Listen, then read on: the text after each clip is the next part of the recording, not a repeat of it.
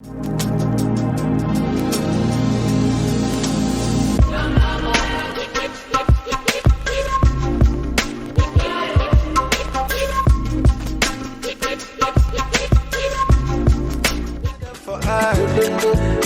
cool of father, he do them like film. This life I can't keep myself. I can't keep myself. I can't keep myself. Allow me to flex. This life I can't keep myself. You can listen to the remaining when you're alone. What a good choice of song. It's my first time of listening to it, but I can understand perfectly what Timaya is trying to convey. And I also think it's a good opportunity to say happy birthday to you. It's been a long journey, and I'm sure at a time like this, you will be reflecting on what life is like and what the future holds. On behalf of some of us who have known you for over 20 years, I'm happy to tell you that, and I don't mean this in a motivational way, but it's just the truth of the fact is, the best of your days are indeed ahead of you. And may this new year be the beginning of the best years of your life. Amen.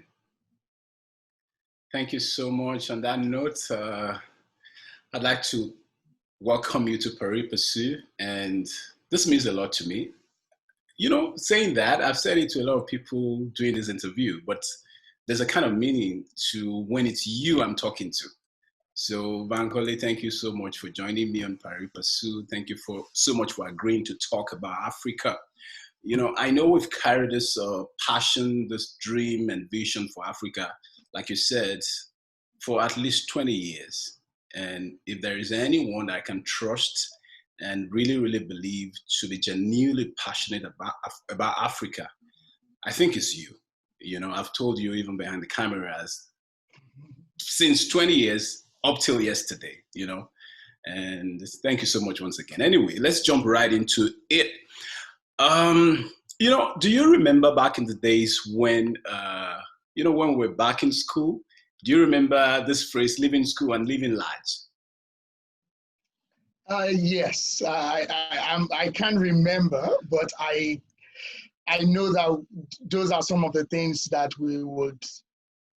I know it's not far-fetched from the kind of lexion that we would use. Yeah, you remember the consultancy outfit that we started, and then we did a farming business that failed woefully. Yes, I remember those ones. And I also remember a particular phrase that me and you we used to share a lot, that if God cannot do anything, not food. Right. You know, basically, I remember leaving school and living large was something we decided to do. We were not even in our final years then. And we sat down all night, designed a curriculum for those who had graduated ahead of us, who were in the orientation camps, you know, and then we traveled around our location to the orientation camps to teach them how to do resumes and with a promise of linking them up with those who can give them jobs in Lagos. What an amazing and daring move. We were undergraduates talking to graduates. Exactly. I think it's typical of people like me and you to always find an opportunity to serve, irrespective of where we are. People have asked me over the years, why did I preach? But the reason why I preach is not different from the reason why I do project finance today.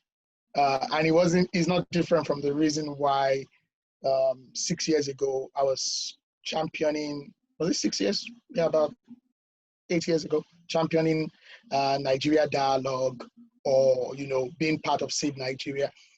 It's the same thing. It is the fact that at every given point, we are asking ourselves that big question, that the rent we pay for the life that we live is the service we render to others. So what exactly are we doing? So yeah, I'm not surprised that at a very young age, we would go to and train university graduates, even though we were undergraduates, how to write CVs and get ready for work. What It's amazing. It's amazing. You know, for those who don't know you, let me ask you straight up, what kind of Africa do you dream about? It's simple. The Africa I dream about is simply defined in one word: jobs, opportunities.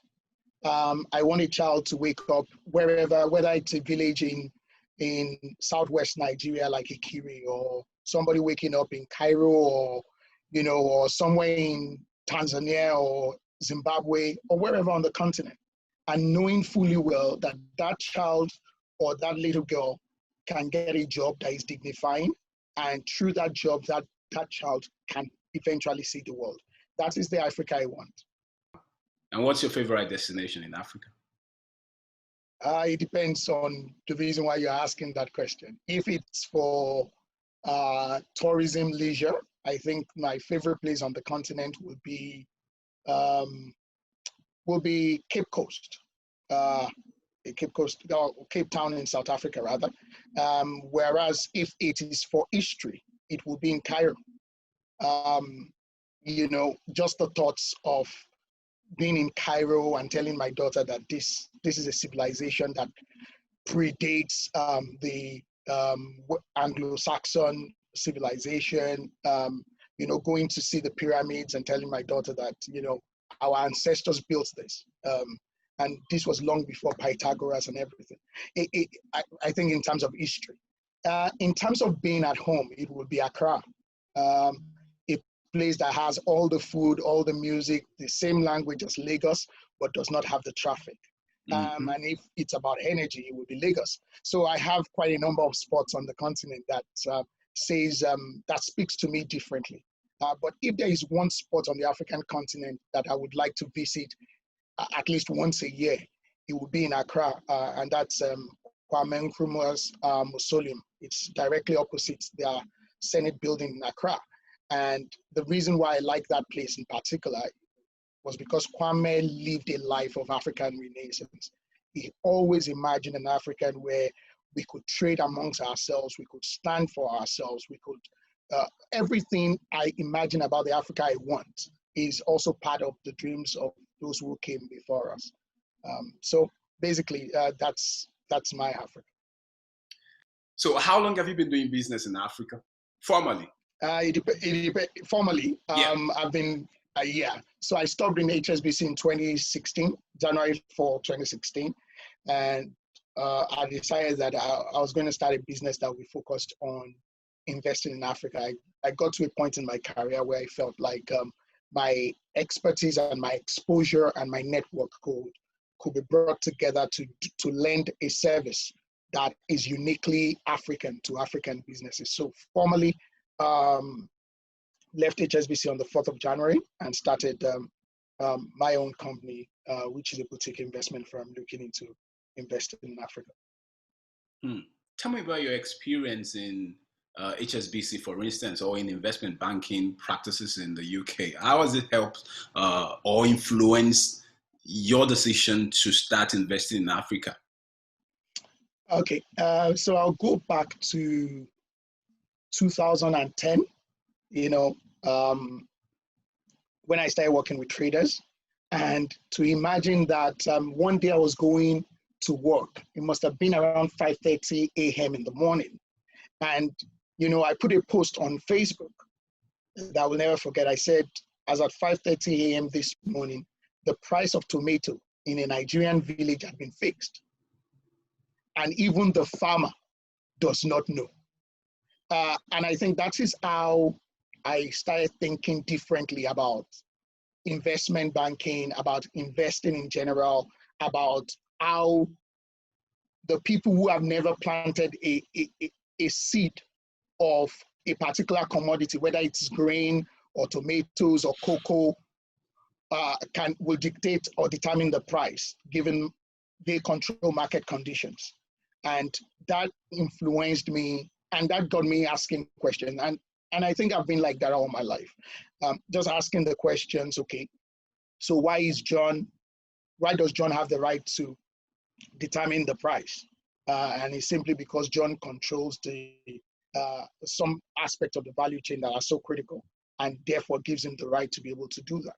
So it's those kind of questions that after 6 years of doing that, I decided that, okay, I know enough, and I think I have enough clout and enough relationships to be able to start helping businesses on the African continent to start gaining, improving aspects of the value chain that would ultimately help their bottom line. I want to ask you a very funny question. One of the guys I really follow and inspires me a lot is Adebayo Ogunlesi. And I've always wondered why, as much, as big as he is with regards to investments, people talk about the fact that he owns Gatwick, and I just laugh, like, how does one person own Gatwick? Anyway, that's not the point here. The point is, if Ogunlesi would not invest in Africa at this time, why would you invest in Africa?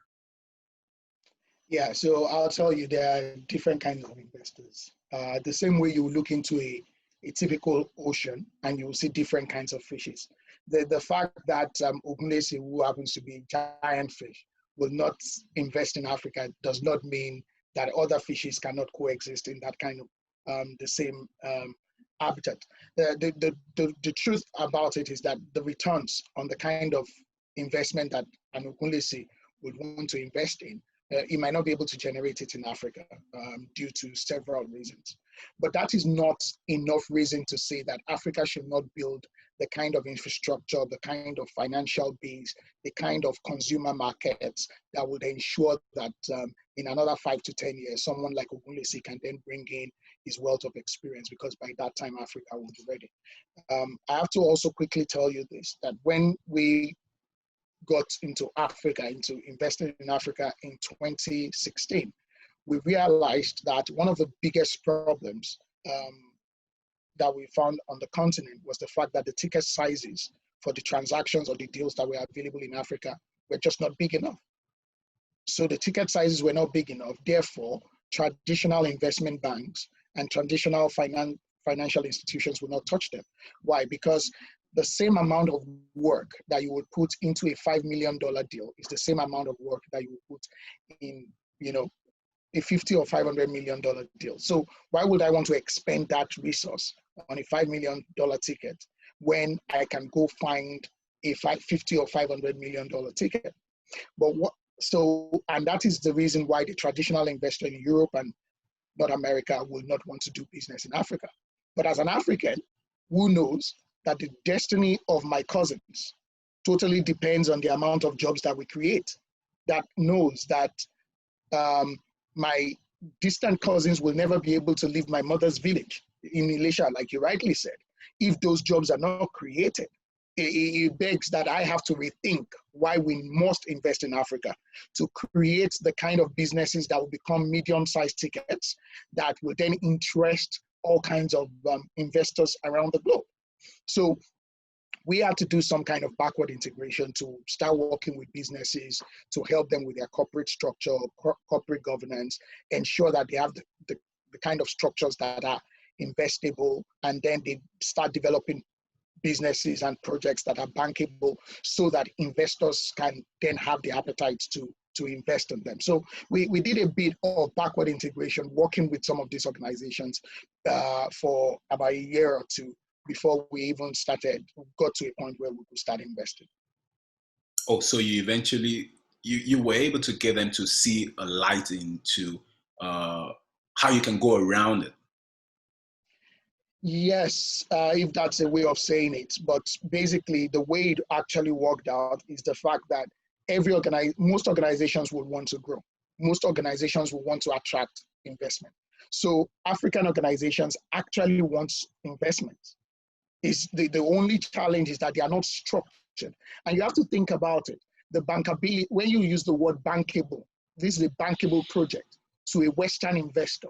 It's totally different from what it means to an African enterprise. So it is about bridging that gap in language to say to somebody that is doing $20 million in revenue and does not see a reason why his company needs to go from being a family-owned business to a proper corporate enterprise. Because it feels like, oh, my bills are paid, I make enough money, I do 4 trips around the world in a year on holiday, I am fine, I'm okay to be here in Kenya. I don't need your private equity funds and stuff like that. But the truth about it is that that same business can multiply itself 5 or 10 times more and increase the number of people that business is employing, and also the economic value that business is contributing to society by 10 or 100-fold. So it's about showing some of these project sponsors the reality of what is available if they are willing to change some of the organizational culture that they have. And some of this change will not happen in a day. So the first few years on the road between London and different cities in Africa was basically about identifying organizations we could work with and what we can do with them to get them ready for investable funds.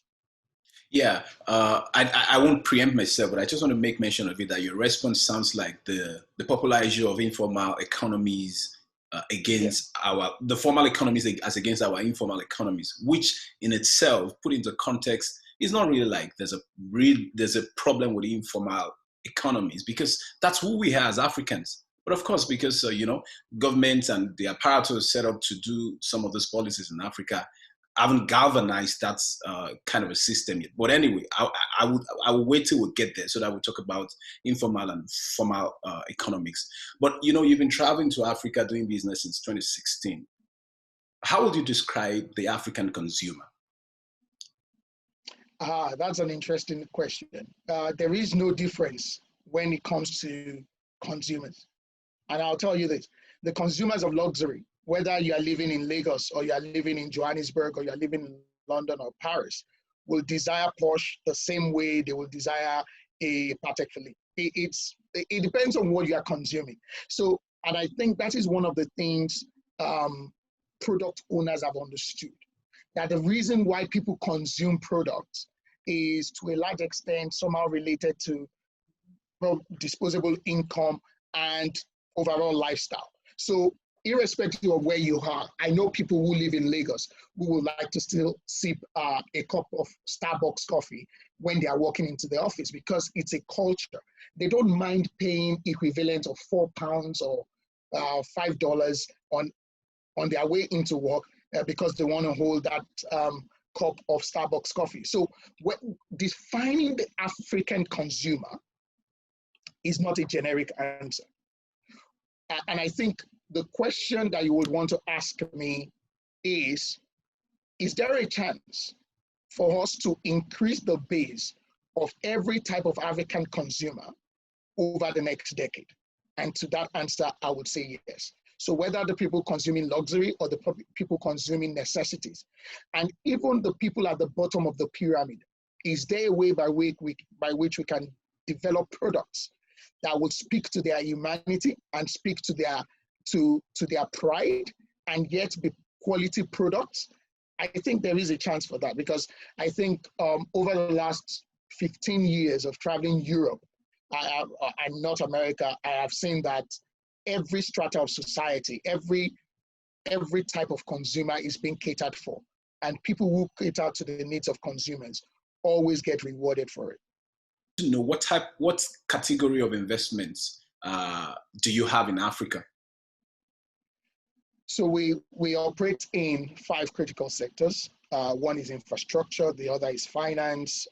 We also do a lot of work within the energy space. We work within fast-moving consumer goods. And in 2021, we're going to start with the creative sector. So basically what we do is that we look at the continent and we identify projects and companies within those 5 sectors that have good return on investment or have very interesting projects that can lead to opening of new markets and bringing new consumers in. And then we start working with those organizations, both on the transaction advisory side and also to help to prepare them in getting ready for sourcing investment funds. Okay, I know you recently launched Connecting the Dots initiative, and also I know you're gearing up for Africa to the World. It's in the works, I know that. Tell me about this project and what's in your head, you and your team, when you are crafting this project for the African market? Okay, so the first one, Connecting the Dots initiative, is our response to COVID-19 on the African continent. So about 3 years ago, we got into a partnership with the African Union. The African Union Commission is the commission that literally brings together all the 55 states of the continent. And the AU approached us and said, we want you to bring investment funds, 10 billion US dollars, into the pharmaceutical sector and help stimulate local manufacturing on the continent. So we have been working for 3 years with local manufacturers of pharmaceutical products across Africa. We had identified several issues that were limiting production of pharmaceutical products on the continent.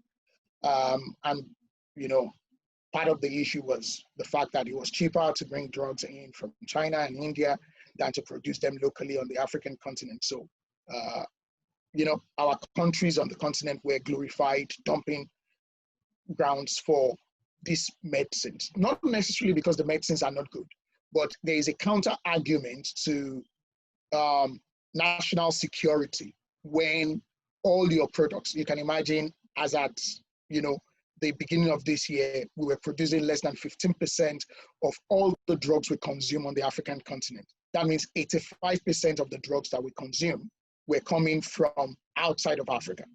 So we have been saying that if something happened, and nobody predicted the pandemic, that if something happened and China decided to close shop or India decided to raise their walls, what will happen to people on the streets of Africa when they cannot consume the drugs that they need? And suddenly the pandemic struck to prove the point we had been making to African stakeholders, policymakers, presidents over the last 3 years, that this thing can actually eat you in the face. And when it eventually happened, we wrote a piece called Connecting the Dots. And that piece was actually to help the WHO Africa, the Africa CDC, Afrexim Bank, Africa Development Bank, the African Union, all those institutional bodies on the continent, to see how what each one of them is doing can all come together into a platform that improves the efficiency of all the institutions on the continent. So it was on the back of writing that and circulating that with all those institutions, and we realized the bureaucracy that would go into eventually implementing such a platform. That was why we took it on ourselves and said, you know what, we are going to build this platform and plug in into all these institutions. And that was why we built the CDI, the Connecting the Dots initiative, to help African governments, healthcare institutions, NGOs, and private sector organizations who are involved in combating COVID-19 and providing healthcare and pharmaceutical products on the continent to have a central place where they can make purchases of essential medical products. So that's what CDI does. And Africa to the World is... Before you go into Africa to the world, I want to ask a follow-up question, because you made some very strong points, and which connect to, some of the things that I've been discussing on my platform before now. I wanted to know, those, all the stakeholders that are on the CDI platform, I don't know if you mentioned I know you mentioned private sector. I don't know if you mean by private sector, you're talking about some of the manufacturers, healthcare manufacturers in Africa, if they're on that platform. And I wanted to clarify that. Yeah, so we have, as at last week, Friday, we have 150 manufacturers of PPE products. We have over 40 manufacturers of oxygen concentrators and palliative palliative care products.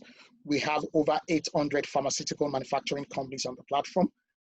So basically, the CDI is a repository, like a repository for manufacturers across Africa for essential COVID-19 products and healthcare products. So they are African manufacturers, yes. I have an information for a fact that at some point when the pandemic broke out, that the CDC, raised a concern that they actually have all the reactives and agents to be able to, do their research for an African-based vaccine. But of course, they were limited in going further with that because they had a platform, but that all the agents and reactives that they needed were not in the market anymore. I don't know, I'm not sure, but I know that some of those reactives and agents are more are gotten from China and India, basically. Do you have any idea what happened to the CDC, why that kind of action was cut short? I don't know. I won't be able to answer your question for obvious reasons, because we have a partnership with the Africa CDC, and I have an NDA that makes it impossible for me to make comments on things that are not a commercial agreement between us and the Africa CDC. Nevertheless, I want to believe that the conversations on the African continent since the pandemic broke has been about things like availability of resources, like test kits, like PPEs, like palliative drugs and stuff. Talking about developing an African vaccine to look after COVID. I would think the conversations I've been part of have been part of several conversations with AZ, who is producing a vaccine and who has the license to manufacture generic vaccines when it's available. And we are already bringing a partnership between some vaccine manufacturers and African manufacturers who can reproduce those vaccines for African consumption. So those are the kind of conversations I've been part of till date. Yeah, that's a good one, because I love what you just hearing this, kind of gives me a little bit of peace, because, most of the Western countries, not even the West alone, even the guys in Asia, there's been this sort my people first, except for people in Europe and in the United Kingdom that are saying that they're going to produce and manufacture enough vaccines to go round. And I remember, I'm sure you know this, that the World Health Organization has been sounding warnings about this kind of vaccine nationalism, that for a pandemic that knows no boundaries, it's not a way to go. I just hope some of these nationalists will have a rethink. But anyway, I don't think it's so. You see, in situations like this, nationalism would always rear its ugly head, or its head. Whether it's ugly or beautiful is a different question. And for most countries who are saying my country first, you can also blame them. But right. It is also the responsibility of political will facilitators like myself to ensure that whenever these conversations are being had, that Africa has a seat at the table. And every way to engineer the fact that Africa can get access to the vaccine whenever it is ready, and whatsoever transactions that needs to be done to ensure that those vaccines are produced and available for Africans to take should be put on the table. And we are working with lots of African institutions and governments to ensure that that becomes possible. Yeah, sorry, I cut you short. You were talking about Africa to the world. Yes, so Africa to the world, unlike CDI, CDI looks at pharma and medical products. Africa to the world looks at all the five key sectors that I talked about in which we do business. So when eventually Africa to the world launches, we will be able to have an opportunity to attract investors and technology and capacity development from around the world to support businesses and projects across those 5 key sectors. Okay, amazing project. So I wanted to ask you, as a money man, where is the money? For those who play at the bottom of the pyramid or not even midway, where is the fund? So there are funds, and you see, they would, and I get this question from time to time about where's the money? There is money. The issue in the world is never really about money. As a matter of fact, poverty in the world in itself is not about the lack of money. There are other forces at play beyond that, but this is not the platform for that. What is the question you've asked me is where is the money? I think for the average African business, you have to then ask yourself, what kind of money are you looking for? Are you looking for impact funds, right? And if you are looking for impact funds, which kind of sectors do you have to play in to be able to access impact fund? Or are you looking for a VC? Okay, that means you're a startup that has a brilliant idea, and that brilliant idea can be scaled. Therefore, you need a VC. Or are you a company that is already, is already a decent sized company that wants to scale to becoming a bigger company that is looking after 1 million, 2 million people or products? Then you are thinking about looking at a private equity firm.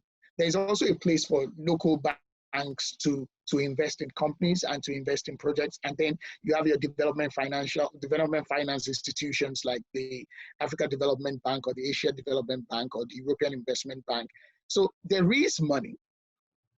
The question is, how do African businesses position themselves to be able to access money? Whether it is an impact fund or a grant or even massive influx of capital at different levels, it's about your knowledge about the sourcing of money that makes the difference in how much money you get. So what kind of knowledge should those kind of guys be looking for? For instance, you talked about the impact fund. I wanted you to break it down so that, because I have a diverse number of audiences, what is impact fund? So impact fund is patient capital. What does that mean in English? It means the kind of money that somebody can give you for a long time without asking you for ridiculous amounts of interest. So these are the kind of money that are given to support noble causes. So for instance, we have partners with foundations like the Bill and Melinda Gates Foundation, like the Shell Foundation, who are giving out impact funds. And these funds are given to organizations who are doing things that are helping maybe the environment, or energy companies that are focusing on clean energy or renewable energy and stuff like that. So you get impact. So for you to be able to access impact funds, you must be working in those environments where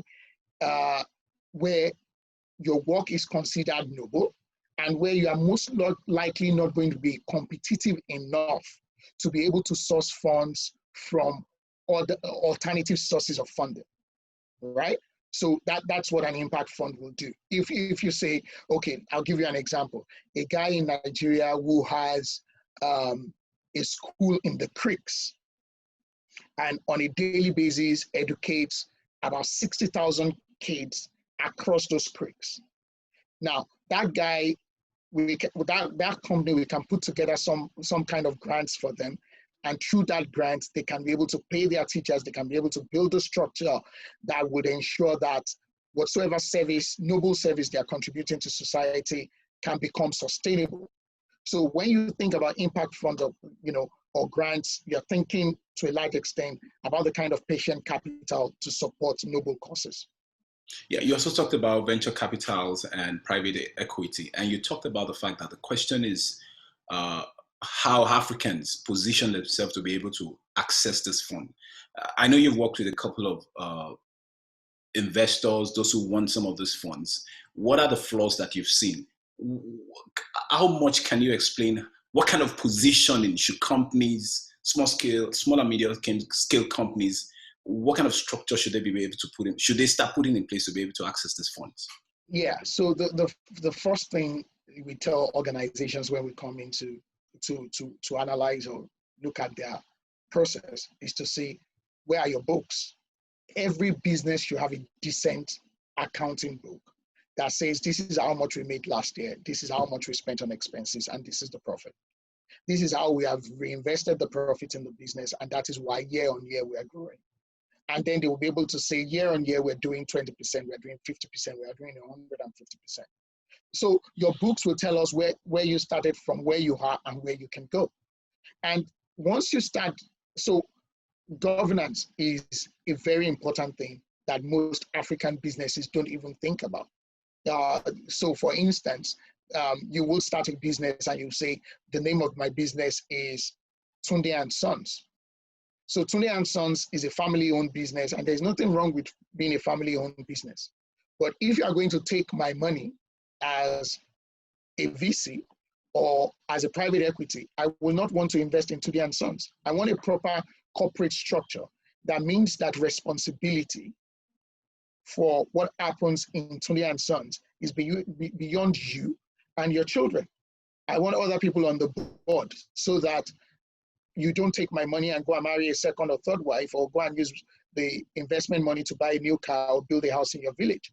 So, you know, things like governance, things like compliance are very, very critical. And if small businesses build that into the way they think about their business, then it puts them in a position whereby they will be able to attract some kind of financing. Okay, I know at some point you talked about bankability, and which brings me to this question of credit in Africa, which, you know, everyone that is, you know, an egghead in this conversation has said is a major problem in Africa. How do you think we can begin to solve the problem of creditability, credit in Africa? There are two ways to it. Number one,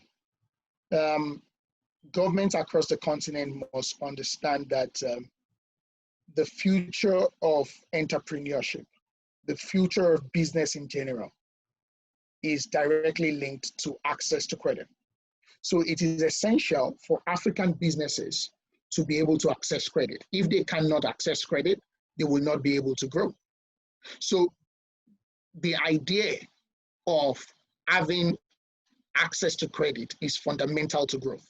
So governments must be committed to ensuring that there is availability of credit.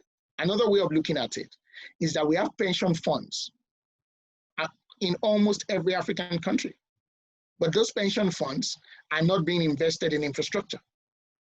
They are not being invested in areas of our everyday life on the African continent where you can have the most growth over time.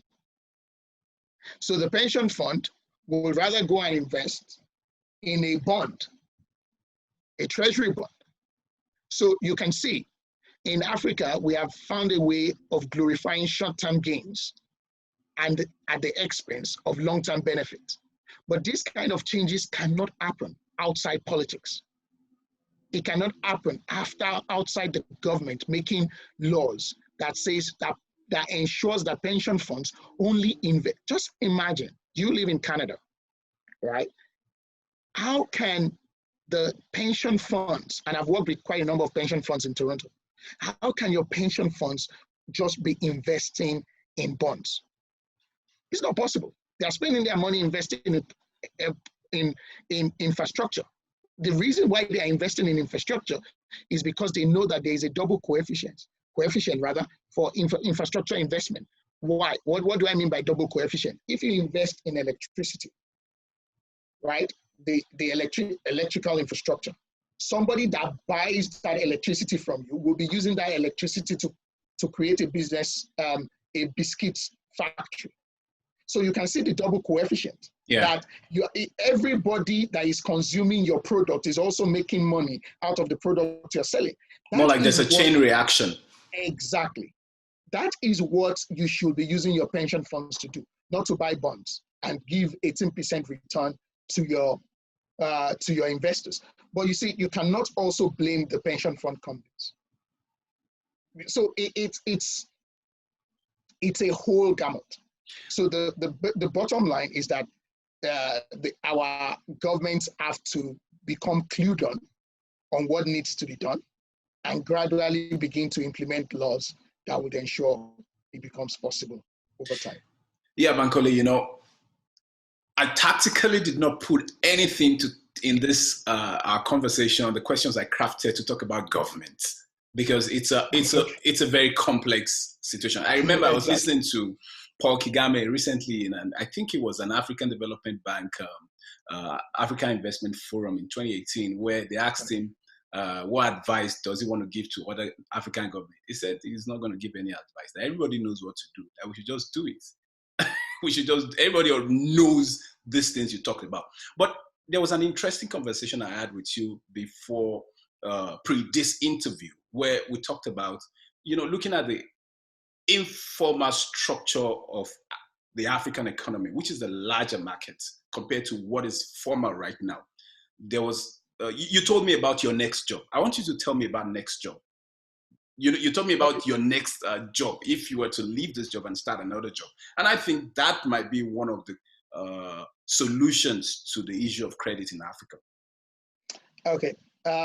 My next job would create credit for big businesses. I am not sure how much that would create. Of course, there will be a trickle-down effect. But I also think if I do my next job very well, it should position me for the next one after that. No, I'm talking about I'll answer your question. Okay. Yeah, I'll answer your question. Okay. So my next job would also precede the next one after my next job. So my next job would be to speak with African billionaires to create family funds. What do I mean by family funds? These are investment vehicles that can sit in Accra. You are a Ghanaian billionaire. Why do you not have some investment funds in Accra? Why should all your money be in Switzerland or in London or in America? Let's create a fund to support entrepreneurs. So for instance, what Tony Elumelu is doing with the Hayes Foundation is a classic example of what a family fund does. Absolutely. It's a substantial amount of money that is looking at investing in a particular sector of the economy. So it doesn't mean everybody has to be a philanthropist and you have to be giving VCs money or giving money to small businesses. You can have a family fund that only invests in energy. It doesn't matter what your fund invests in.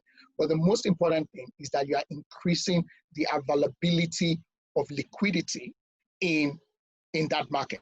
So my next job will be to convince lots of African billionaires to start family funds on the African continent. And the argument will be to let them know that there is value in it and there is profitability in it. So for the average billionaire that is only interested in making profit, I hope I'll be able to justify that by doing business in Africa, we can guarantee them good returns on investment. And for the billionaires that are concerned about the economic impact of their investments, how many jobs is it creating? How is it improving people's livelihood? I would also be able to make the argument that this next generation of investable funds would be committed to ESG, which is the economic benefits, the social benefits, and would also ensure that we support the climate, or we invest in climate-friendly initiatives. Yeah, I know, from probably the second or the third question I asked you, I talked about your favorite destinations. I know you mentioned Egypt and you mentioned Cape Town in South Africa, and you mentioned some South African countries. But I wanted to ask you, there's so much difference in the economic progress that countries in Southern Africa and Northern Africa are making compared to those in the West. No, I mean the East Africa and North Africa. Rwanda, for instance, is the fastest growing economy in Africa and probably number 5 in the world. And you've gone around to some of these countries. What do you think? You've gone around and you've interacted with, some of those who are in charge of policies in private sector and in government circles. What do you think some of these guys making so much progress are doing different? It's leadership. It's as simple as that. It's leadership.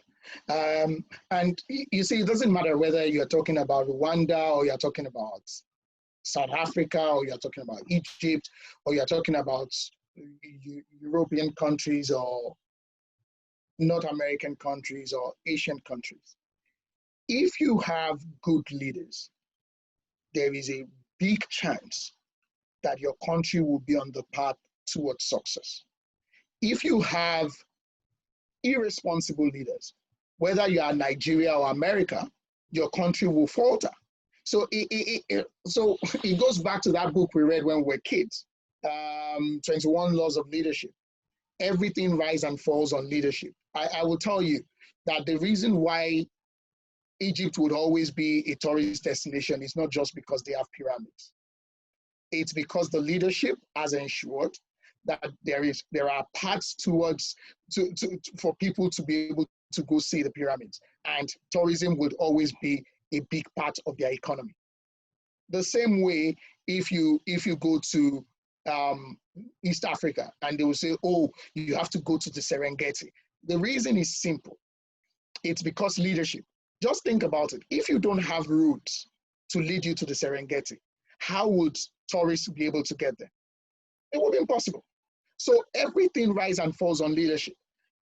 So I will tell you that the African success stories are the success stories of leadership, right? And I can give you examples of African presidents who you would not even expect that at their age, they will be, and because it's not also about age. We were part of the consortium that raised money for the Africa World Alliance. That's the best way to say it, is the Ghanaian Airlines, right? And he was a 70-something-year-old president that brought us to the table. So it's not about age. It's about vision. It's about a country knowing exactly that this is what we want to do, right? This is how much we have to invest in infrastructure to become a competitive economy. So where do we get it? And bringing everybody to the table, whether the person is 18 years old or more. So if you say in a sentence, why do some countries thrive and others don't? Natural resources will play a great deal. Opportunities will play a great deal. Yeah, if you are landlocked, you have the tides against you. But to a large extent, leadership would always find a way for the people. Yeah. Well, in the same vein, there's been so much talk about the African Continental Free Trade Area, AFCTA, and of course, different arguments on whether it's a good cause or not. What do you think about the AFCTA? And a second level question to that is that what are the challenges that you foresee in the implementation of this plan? Okay. I think, in fairness to you, the AFCTA is a fantastic idea. It's an idea or a policy that looks at Africa, trading with Africa. If we increase inter-Africa trade by 10% year on year, we will create 1 million jobs every year. It shows you how powerful inter-Africa trade is. Just think about it. If I want to do a business as a Nigerian in Ghana, I would have to transact doing that business in US dollars. But in 5 or 10 years from now, there will be the possibility of doing business, and we are settling transactions in local currencies on the continent. As a matter of fact, I was part of that meeting. But what I'm saying is it will become effective. It won't just be an idea or a mechanism of the Afrexim Bank. It would be a reality. And those are the kind of things AFCTA would enable. That a boy or a girl can wake up in Accra and get a loan to finance his or her idea in Nigeria or Kenya. That a business in Lagos can stop being a business that is just serving its local community, but is now open to 44 African countries who can consume that product. then you will realize that African companies will start producing competitive products that the quality, so we will start trading in quality products because we know that there is competition everywhere. And that competition is only going to make us better and bigger. So AFCTA is a fantastic policy. It is going to unleash the manufacturing capacity across the continent. It is going to ensure that Africans who jump on this can create, I believe AFCTA will create the next generation of African billionaires. The only thing as a continent we have to watch out and work against is that AFCTA must not become a tool that foreign actors outside of Africa would use to make some African countries their dumping grounds to ship products into Africa. I don't know if you get what I mean. So a foreign actor says, oh, I am producing XYZ product in Kenya, but in the actual sense, they are not producing in Kenya. They are just packaging in Kenya. All the production, all the value chain or all the production work is actually happening outside of Africa. So the economic benefits of that production is not actually, that's the only thing we need to work against. But wow. once we are steadfast in ensuring that Africa becomes one trading platform, one platform where all of us can trade with one another, irrespective of the language we speak, then we will be fine. AFCTA is a welcome initiative. Well, our time is fast spent, but a lot of people will hate me if I don't ask you this last question. It's Nigeria's 60th anniversary in a couple of days. What are your thoughts? I know you're a very reflective person. I know you love Africa, but I think you still love Nigeria. I think. What are your thoughts at this moment, in this moment here? Yeah, you've been asking me questions for 1 hour. I think it's my right to ask you questions now. And I would say, what are your thoughts for Nigeria at 60? Well, it's an interesting question. It's also a very hard question. But I just think that outside of governance, outside of government, there are wonderful people like you and a whole lot of African youth doing great things, people coming up with different initiatives. So I'm hopeful that, I was listening into a conversation between a foremost Nigerian journalist and Feyi Faweyimi, I think Dele Olojade or something like that. And they were talking about the future of Nigeria. And Dele made a statement, I think Feyi also concurred to that Nigeria is a place whereby people have begun to do and make moves outside of the government. I think it was not too long ago I was sharing with you the story of Iroko TV. I was telling you about youths that have left the shores of Nigeria to source for funds in Silicon Valley. So people have seen that when it comes to government in Nigeria and what they're doing, there's probably no hope, at least at this time. So people are coming up with creative ideas to move ahead and solve problems by ourselves. I was listening to a conversation also, and one of the guys, I think some of these impact funds administrators, I think somewhere in Kenya, was talking about a group of Nigerian boys who are putting together something like a credit scheme outside of government, using what people spend on their phone credits and their expenses and all of that. So Nigerian youths, beautiful minds in Nigeria are coming up with creative ideas. And for me, that's the only thing that is inspiring about Nigeria. Yeah, that's a good one. Let me just add my 2 cents to that. I think Nigeria's 60th anniversary should be a reflecting point because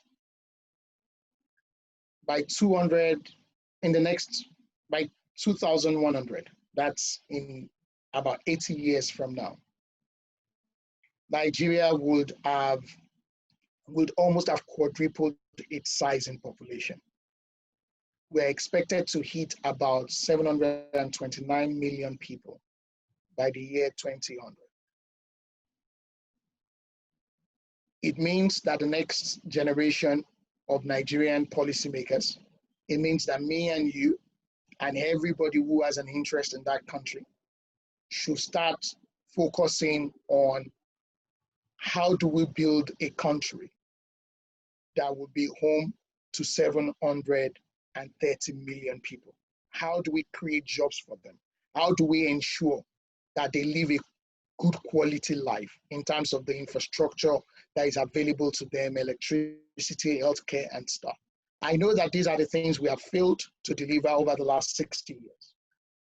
But like the Chinese will say, the best time to plant a tree is 10 years ago. The second best time is now.